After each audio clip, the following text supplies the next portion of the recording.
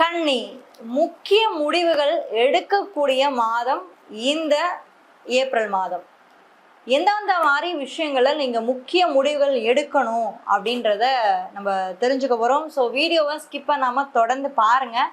அது மட்டும் இல்லாமல் ஃபோக்கஸ் ஆன்மீகம் சேனலை இன்னும் நீங்கள் சப்ஸ்கிரைப் பண்ணாமலே பார்த்துட்டு இருந்தீங்கன்னா மறக்காமல் சப்ஸ்கிரைப் பண்ணி வச்சுக்கோங்க. ஜோதிடம் பற்றியும் ஆன்மீகத்தை பற்றியும் தொடர்ந்து உங்களுக்கு நிறைய வீடியோஸ் வந்துட்டே இருக்க போகுது. ஸோ இந்த கன்னி ராசியை பொறுத்த வரைக்கும் எப்படி இருக்க போகுது, இந்த ஏப்ரல் மாதம் உங்களுக்கு எந்த மாதிரி பலன்கள் இருக்க போகுது, அதுவும் கரியர் எப்படி இருக்கும், ரிலேஷன்ஷிப்ஸ் எப்படி இருக்கும், உங்களுடைய எஜுகேஷன்லாம் எப்படி இருக்கும் அப்படின்றத நம்ம கிளியரா தெரிஞ்சுக்க போறோம். உங்களுடைய ராசில இருந்து 6ஆம் வீட்டுல ராகு உட்காந்துருக்காரு, 12ஆம் இடத்துல கேது உட்காந்துருக்காருங்க. ஸோ இந்த ராகு கேது அப்படின்ற இந்த நில கிரகங்கள் அடுத்து ஒரு 7-8 மாதங்களுக்கு வந்து பாத்தீங்கன்னா 6, 12 ஸோ 6 and 12 ஆக்சிஸ்ல தான் வந்து இருக்க போறாங்க. உங்களுடைய ராசில இருந்து 7ஆம் வீட்டுல சனி பகவான், ஸோ சனி 7ல் உட்காந்துருக்காரு. அடுத்து செவ்வாய், இந்த சனியோட இணைவுல வந்து பாருங்க செவ்வாய் போறாரு. அடுத்து வந்து புதன் வந்து ஏப்ரல் 11ஆம் தேதி வந்து இந்த கூட்டணியோட போய் இணைகிறாரு. அடுத்து யார் வராங்கன்னு பார்த்தீங்கன்னா சூரியன். இந்த ஏப்ரல் மாதத்துல உங்களுடைய ராசிக்கு 8ஆம் இடம் சொல்லக்கூடிய அஷ்டமஸ்தானத்துல ஏப்ரல் 14 அன்னைக்கு சூரியனும் சுக்கிரனும் போய் இணைகிறாங்க. ராசிக்கு 10ஆம் இடத்துல குரு பகவான் இருக்காரு. இந்த ஒரு விஷயம் தான் உங்களுக்கு மிகப்பெரிய ஒரு பாசிட்டிவான ஒரு விஷயம். ராசியில இருந்து 6ஆம் வீட்டுல ராகு இருக்காரு, 12ஆம் வீட்டுல கேது இருக்காரு நான் சொல்றேன்ல. ஸோ இது எந்த மாதிரி ஒரு விஷயத்த உங்களுக்கு கொடுக்கணும் வந்து பாத்தீங்கன்னா, சில பேருக்கு, எல்லாருக்கும் கிடையாது. ஏன்னா இந்த ராகு கேது அப்படின்றது நம்மளுடைய கர்மா, நம்மளுடைய கார்மிக்குன்னு சொல்லுவாங்க. அப்ப கன்னிராசியில் இருக்கவங்க 6ஆம் இடம் சம்பந்தப்படக்கூடிய நோய், எதிரி, வம்பு, கடன், இந்த மாதிரி விஷயங்கள் சிக்கல்கள்ல சிக்கி இருக்கிறதுக்கான வாய்ப்பு இருக்குங்க. இது ஒரு 2 வருஷமாவே இன்னுமே அதிகமா இருந்திருக்கிறதுக்கான வாய்ப்புகளும் இருக்கு. உங்க தசாபுக்திகள் உங்களுக்கு சப்போர்ட்டிவா இல்லை அப்படின்னா அதுல இருந்து வெளியே வராத முடியாத ஒரு கஷ்டத்துல, தீர முடியாத துயரத்துல கூட நீங்க இருப்பீங்க. ஸோ 6ஆம் இடத்துல ராகு வந்தாலே கடன் கேர்ஃபுல்லா இருக்கணும், நோய் கேர்ஃபுல்லா இருக்கணும், எதிரி கேர்ஃபுல்லா இருக்கணும், எங்க இருந்து மறைமுகமா நம்மளை தாக்குவானே தெரியாது, எல்லாத்துக்குமே அலர்ட்டா இருந்துக்கணும். இன்னும் குறிப்பா சொல்லணும்னா 40ல இருந்து 60 வயசுல இருக்கக்கூடியவங்களுக்கு வந்து பாத்தீங்கன்னா முதுகு சம்பந்தமான விஷயங்கள், எலும்பு சம்பந்தமான விஷயங்கள்ல வந்து பலவீனமா இருக்கிறதும், நோய் இருக்கிறதும், எலும்பு வலி, மூட்டு வலி, இதெல்லாமே வந்து ஜாஸ்தியா இருக்கும். ஏன்னா சனி போய் 7ல் உட்காந்துருக்கு. ஸோ ராசிக்கு 7ல் உட்காந்துருக்கக்கூடிய சனி பகவான் உங்க ராசியை தொடர்பு கொள்றாரு தன்னுடைய சமசப்தம பார்வையினால. ஸோ அப்ப மனநிலை மேலும் ஒரு மாற்றத்தை கண்டிப்பாக கொடுப்பாரு. நெக்ஸ்ட் ஒரு 1.5 இயர்ஸுக்கு நீங்க எதுல கேர்ஃபுல்லா இருக்கீங்களோ, பொருளாதாரத்துல கேர்ஃபுல்லா இருக்கீங்களோ, கரியர்ல கேர்ஃபுல்லா இருக்கீங்களோ, ரிலேஷன்ஷிப்ல நீங்க கேர்ஃபுல்லா இருக்கீங்களோ, அதை விட மிக முக்கியம் உங்களுடைய ஆரோக்கியத்துல நீங்க ரொம்பவே கேர்ஃபுல்லா இருக்கணும். ஏன்னா 6ல் எப்ப ராகு வந்துச்சோ, இந்த 2025 மே மாதத்துல இந்த ஒரு டிரான்சிட் ஆனது நடந்துச்சு, இந்த ஒரு பேச்சானது நடந்துச்சு. அப்பத்துல இருந்தே ஏதோ ஒரு உடல் பிரச்சனை, ஏதோ ஒரு கடன் பிரச்சனை உங்க மண்டையை போட்டு ஒரு மாதிரி குழப்பிக்கிட்டே தான் இருந்துச்சு. இன்னும் அது வந்து வெளியே வரல. ஆனா வெளியே வருவீங்க, கவலைப்படாதீங்க. ஏன்னா குருவோட பார்வை வந்து பாருங்களேன், அடுத்து கொஞ்சம் மாதங்கள்ல வந்து சனியை பார்த்துருவாரு. ஸோ உச்சம் பெறக்கூடிய இந்த குரு பகவான் சனியை பார்க்கறதுன்றது மிகப்பெரிய ஒரு மாற்றத்துக்கு உண்டான ஒரு வழின்னு தான் நான் சொல்லுவேன். ஜோதிடத்துல ஒரு விஷயம் இருக்குங்க, குரு அருள் இல்லையெனில் திருவருள் இல்லை அப்படின்ற ஒரு வாக்கியம் இருக்கு. அப்போ குரு பகவான் என்பவர் 11ஆம் இடம் சொல்லக்கூடிய லாபஸ்தானத்துக்கு வந்து சனி பகவான தன்னுடைய 9ஆம் பார்வையா பார்க்கிறாரு. ஏதோ ஒரு பிளெஸிங்க, நீங்க நினைச்சே பார்த்துருக்க மாட்டீங்க.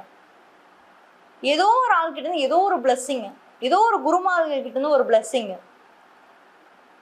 நிறைய பேர் பாருங்க, இந்த கன்னிராசிக்காரங்க 555 அப்படின்ற நம்பரை பார்க்கறதுக்கான வாய்ப்புகள் கூட ஏற்படலாம். ஏன்னா 555 அப்படின்றது ஒரு புதனோட நம்பரு. ஸோ நீங்கள் 555 அப்படின்ற நம்பர் பார்த்தீங்கன்னா கமெண்ட் செக்ஷனில் மறக்காம சொல்லுங்க. உங்களோட லைஃப்ல புது சேஞ்ச் எக்ஸ்பெக்ட் பண்ணுறதுக்கான நம்பர் தான் இது.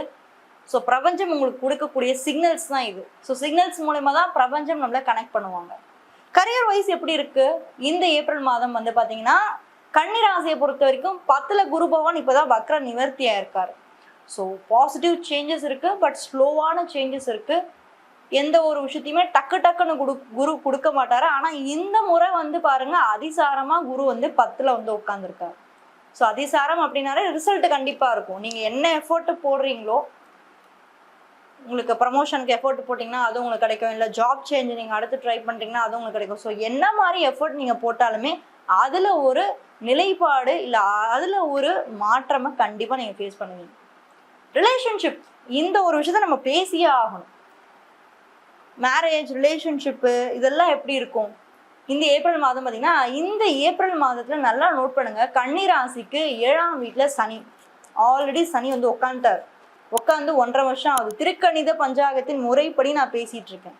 நிறைய பேருக்கு ஒரு குழப்பம் வரும், இது வாக்கியப்படி சொல்றீங்களா இல்லை திருக்கணித படி சொல்றீங்களா? நான் திருக்கணித படி தான் ஃபாலோ பண்ணுவேன்.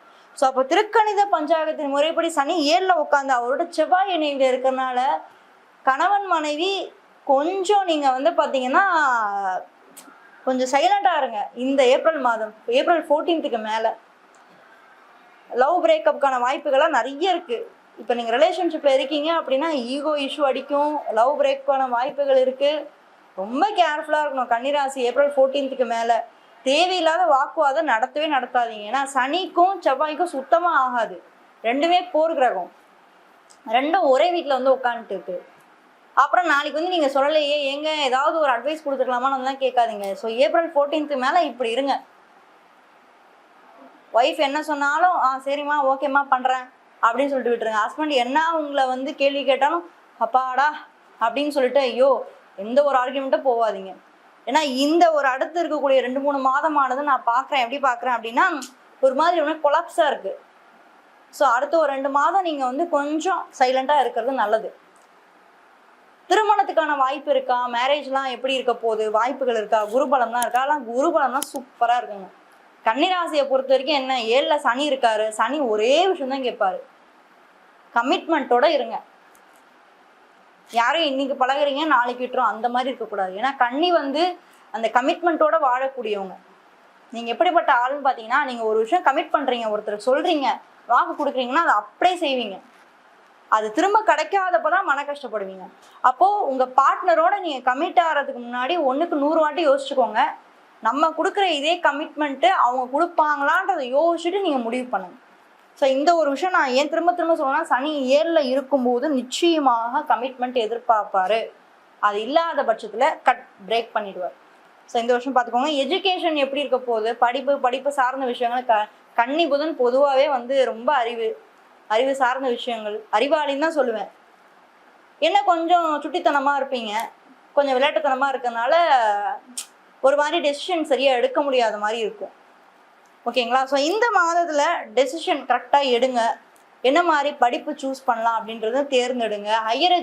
ஹையர் எஜுகேஷனுக்கான பாசிபிலிட்டிஸ் உங்களுக்கு இருக்குங்க. உயர்கல்வி பண்ணலாம், உயர் படிப்பு பண்ணலாம், ஃபாரின் போகிறதுக்கான வாய்ப்பு கூட இந்த ஏப்ரல் 14க்கு மேலே உங்களுக்கு ஏற்படும். ஸோ விசா ப்ராசஸில் ஏதாவது டிலே இருந்தால் கூட அந்த தடைகள் கூட உங்களுக்கு உடஞ்சி வர்றதுக்கான வாய்ப்பு இருக்குது.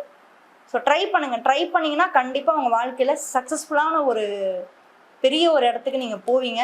கன்னிக்கு நிறைய நல்லதே நடக்கும், கவலை வேணாம்.